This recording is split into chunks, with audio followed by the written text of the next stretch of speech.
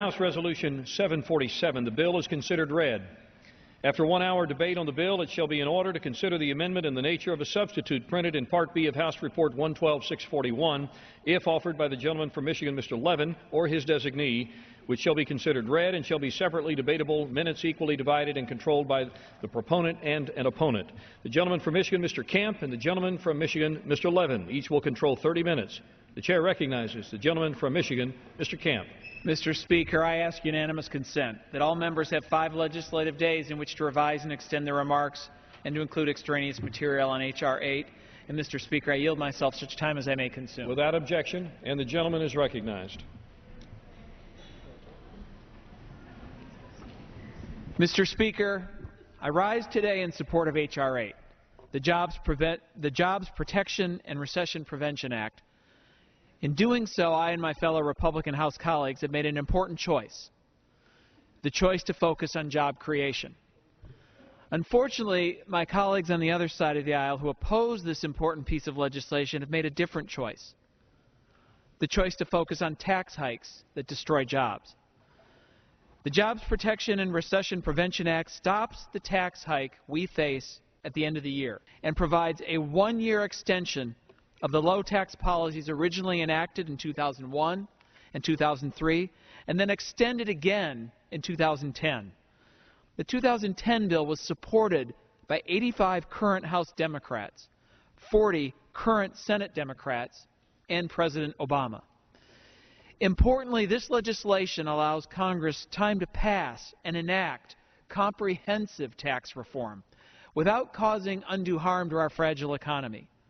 Economists have noted that comprehensive tax reform, when paired with appropriate government spending cuts, could lead to the creation of 1 million American jobs in the first year alone.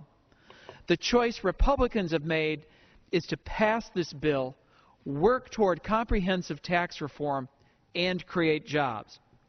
In contrast, my Democrat colleagues have proposed raising taxes. They claim the tax hike will only affect the rich. What they don't want to tell you is that in reality, this tax hike will hit nearly 1 million small businesses and 53% of small business income. A study conducted by Ernst & Young concluded that the Democrat tax hike could lead to the loss of over 700,000 jobs. That's the choice that Democrats have made, to raise taxes on families and small businesses and destroy jobs. America is at a crossroads, as this chart illustrates. And the question is, which path will our country take?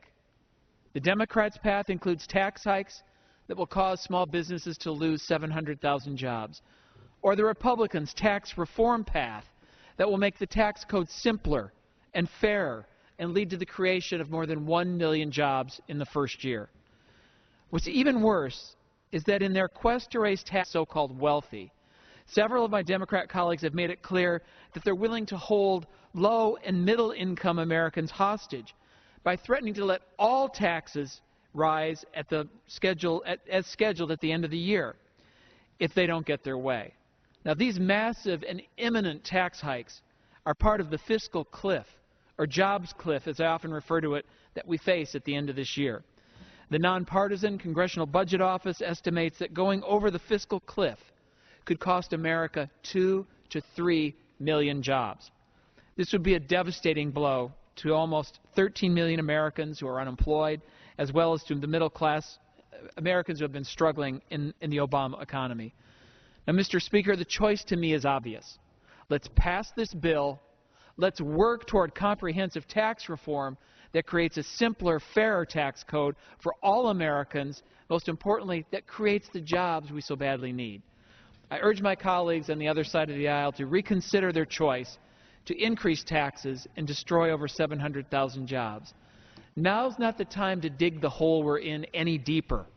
Instead, Democrats should take the advice of people like President Bill Clinton and former economic advisor to President Obama, Larry Summers, and join Republicans to stop the tax hike, work to strengthen our economy, and get our country back on track. And I reserve the balance of my